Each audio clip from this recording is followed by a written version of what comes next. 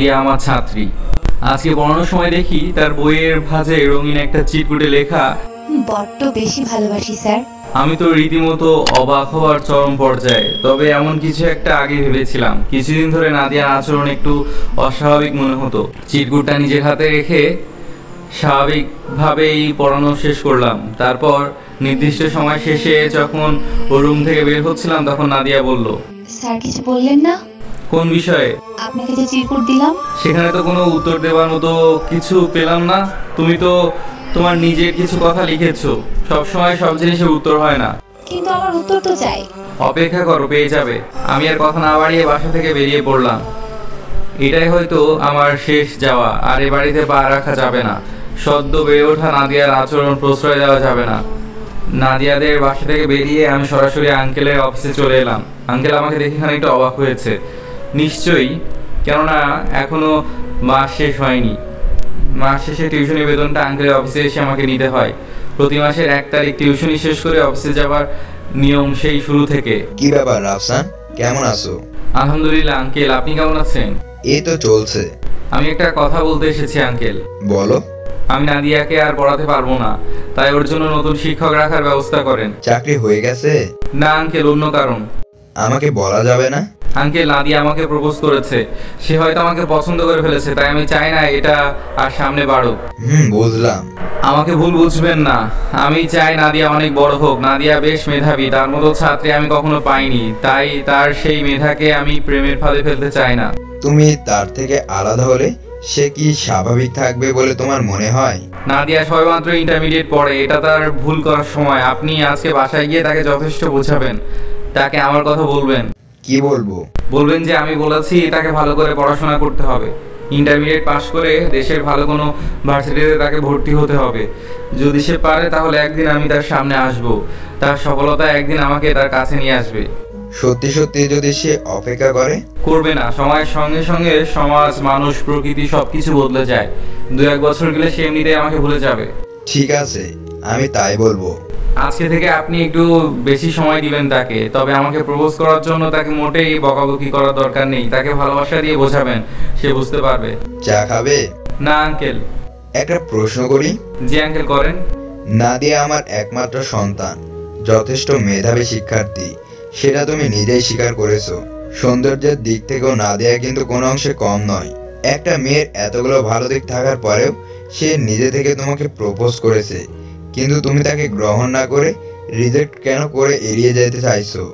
নাদিয়াকে তোমার পছন্দ নয়, তাই না? আঙ্কেল, আমি একটা মেয়েরে ভালোবাসি অনেক বেশি। সেই ভালোবাসা, তাই আমার কাছে পৃথিবীতে সে ছাড়া আর কাউকে ভালোবাসা সম্ভব নয়। সে মেয়ে কি করে? পড়াশোনা? আমার চেয়ে 1 বছরের জুনিয়র ছিল। গত 3 মাস আগে তার বিয়ে হয়ে গেছে। মানে? জি, পরিবার থেকে ভালো পাত্র পেয়ে তাকে বিয়ে দিয়ে দিয়েছে। চাইলে পালিয়ে বিয়ে করতে পারতাম, কিন্তু সে আমি দুজনের কেউ সেটা চাইনি।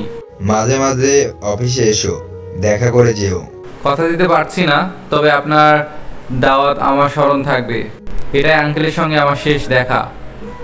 রাত 10টার মতো বেজে গেল, তবুও মেসে ফিরে যেতে ইচ্ছা করছে না। 2 মাসের বাসা ভাড়া বাকি হয়ে গেছে। গত মাসে যেদিন আঙ্কেলের অফিস থেকে টাকা নিয়ে বের হলাম, তার ঠিক 3-4 ঘন্টা পরে পকেট ফাঁকা করে রাজধানীর কোনো এক পকেটমার তার পকেট ভারী করেছে।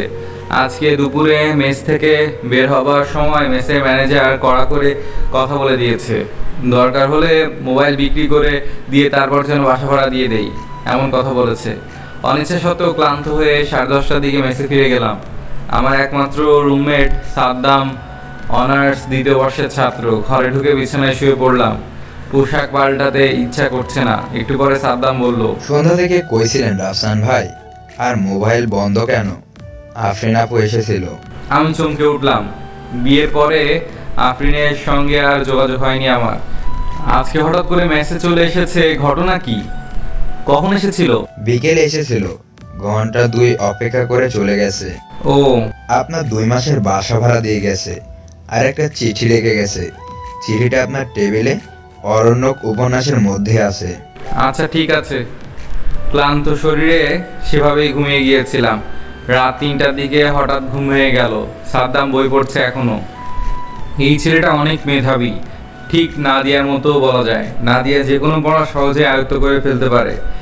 আর সবসময় সে নতুন করে প্রশ্নের উত্তর সাজিয়ে বের করে।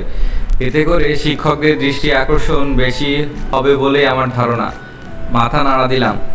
মাথার মধ্যে নাদিয়া ঘুরঘুর করতে শুরু করেছে। তার চিন্তা মাথা থেকে বের করে দিতে হবে, আর সেজন্য এখন আফরিনের রেখে যাওয়া চিঠিটা পড়া যেতে পারে। আমি আরণ্যক উপন্যাসের মধ্য থেকে চিঠিটা বের করলাম। আফরিন জানে এটা আমার প্রিয় একটা উপন্যাস। কেমন আছো? তোমার কথা মতো মা বাবার পছন্দের ছেলেকেই বিয়ে করলাম। সত্যি বলছি, হাজবেন্ড হিসাবে সে অনেক ভালো।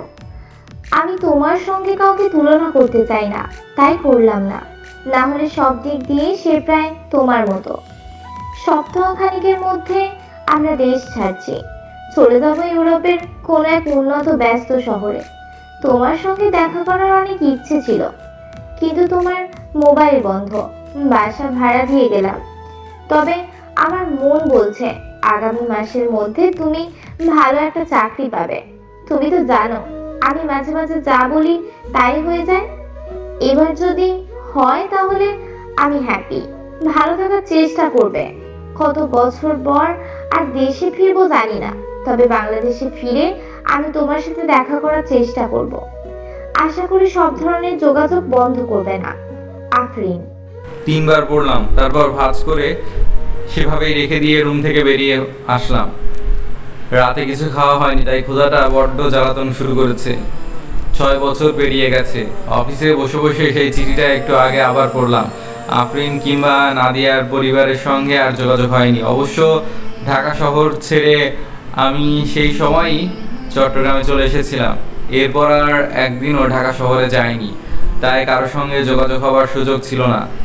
ব্যবহৃত সিম আর ফেসবুক আইডি সব কিছু শেষ করে নতুন জগৎ তৈরি করলাম। এখনও ব্যাচেলার বাসা ভাড়া নিয়ে বাস করি। সকালবেলা অফিসে নাস্তা করি, দুপুরে অফিসের থেকেই লাঞ্চ করা হয়, আর রাতে হালকা কিছু খাওয়া। এই তো জীবন। সপ্তাহখানিক পরের ঘটনা। অফিস স্টাফদের নিয়ে কক্সবাজারে ঘুরতে এলাম গতকাল। চট্টগ্রাম থেকে খুব কাছেই। বৃহস্পতিবার রাতে গিয়ে আবার শুক্রবার রাতে ফিরে এসেছি। তারপরে গতকাল শনিবার পেরিয়ে আজ রোববার। রিসিপশন থেকে কল দিল, বলল আমার সঙ্গে একটা মেয়ে দেখা করতে এসেছে। নাম জিজ্ঞেস করতে সে বলল মেয়েটার নাম নাদিয়া। আমি চমকে গেলাম। সরাসরি নিজেই ওয়েটিং রুমের মধ্যে গিয়ে দেখি সোফায় কালো শাড়ি পরে বসে আছে এক তরুণী। মেয়েটা সেই নাদিয়া। এটা চিনতে একটু ভুল হলো না। আমাকে দেখে সে নিজেও তাকিয়ে আছে।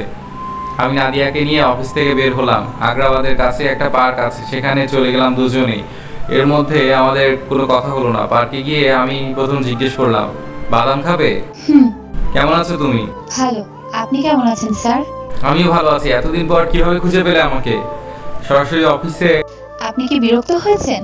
না, তবে অবাক হয়েছি। আমি ধরেই নিয়েছি আমাদের আর কোনোদিন দেখা হবে না। আঙ্কেল আন্টি কেমন আছে? তারাও ভালো আছে। কিভাবে জানলে আমি এই অফিসে চাকরি করি? আপনারা দুদিন আগে কক্সবাজার গিয়েছেন, তাই না? হ্যাঁ।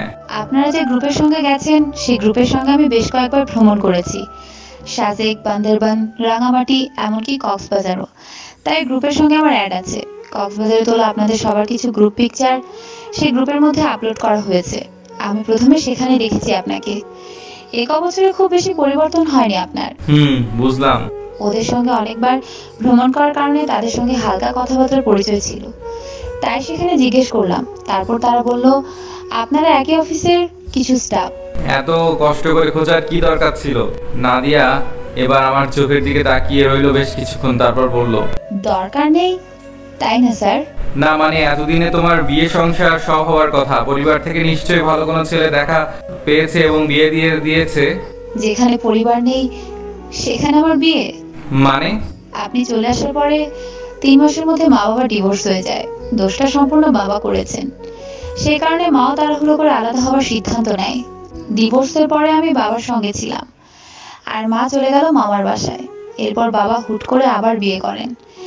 আমি আর সেই বাসায় থাকার মতো স্বস্তি পাচ্ছিলাম না। মামার বাসায় যাওয়ার কোনো ইচ্ছে ছিল না, তাই এক প্রকার বাধ্য হয়েই মেসে উঠতে হলো। চিন্তা করতে পারেন, মা বাবা সবাই আছে, কিন্তু আমি কাউকেই পাইনি। বাবা মাসে মাসে টাকা দিতেন, তবে আমিও এর মধ্যে টিউশনি খুঁজতে শুরু করি। তখন কি ইন্টারমিডিয়েট পরীক্ষা শেষ? হ্যাঁ, ভার্সিটি অ্যাডমিশন নেব, এরকম মুহূর্ত। চান্স পেলে কোথায়? ইডেন মহিলা কলেজ। আন্টি এখন কোথায়?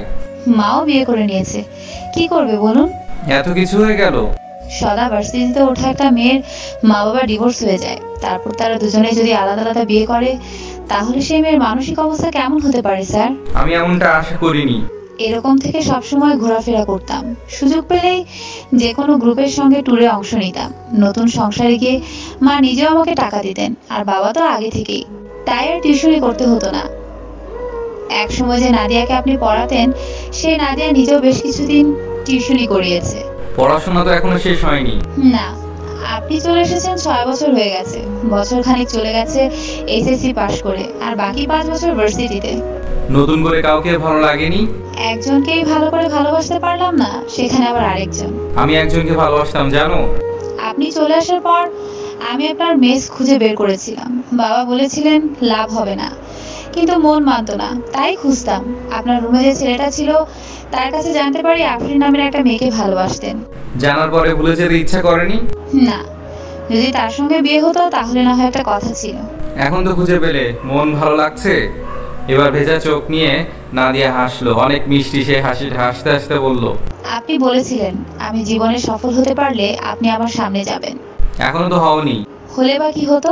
আপনি তো আমার কোনো খবর রাখেননি। আমি তোমার ভালো চেয়েছিলাম, কিন্তু তুমি এভাবে একা হয়ে যাবে ভাবিনি। আমি কি আমার অপেক্ষার পুরস্কার পাবো না? কি চাও? যাকে এত কষ্ট করে খুঁজে বের করলাম। ভেবে তারপর জানাবো। ওর মুখটা কালো হয়ে গেল। আমি নাদিয়ার একটা হাত ধরে সামনে হাঁটতে লাগলাম। চারিদিকে তখন মাগরিবের আজান দিচ্ছে, রাত 11টা।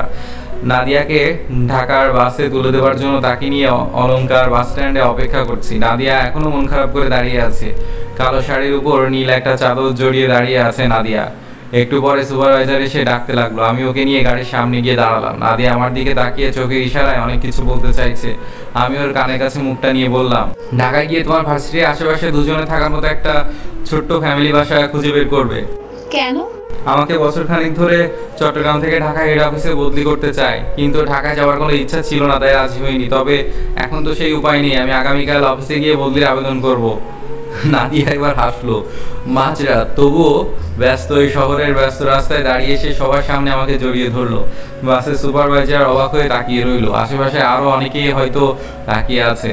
আমি সেভাবে জড়িয়ে ধরে বললাম, সবাই দেখছে, এবার ছাড়ো। ইচ্ছে করছে না। তাহলে চলো, আমিও সঙ্গে যাই। সত্যি বলছেন? একদম। আরো একটা টিকিট কেটে আমিও বাসে উঠে গেলাম। নাদিয়ার পাশে সিটের ভদ্রলোককে একবার বলাতেই সে সিট ছেড়ে আমার টিকিটের সিটে চলে গেল। বাস চলতে আরম্ভ করলো। জানালার পাশে বসা নাদিয়া আমার একটা হাত জড়িয়ে ধরে বসে আছে। অনেকক্ষণ পর সে বলল, আমি ঢাকা থেকে আসার সময় কোনোদিন ভাবিনি আপনাকে সারা জীবনের জন্য পাবো। আমি কিছু বললাম না, ভাবতে লাগলাম কালকে সকালে অফিসে কল দিয়ে বলতে হবে আমি অফিসে যেতে পারবো না, একদিনের ছুটি নিতে হবে।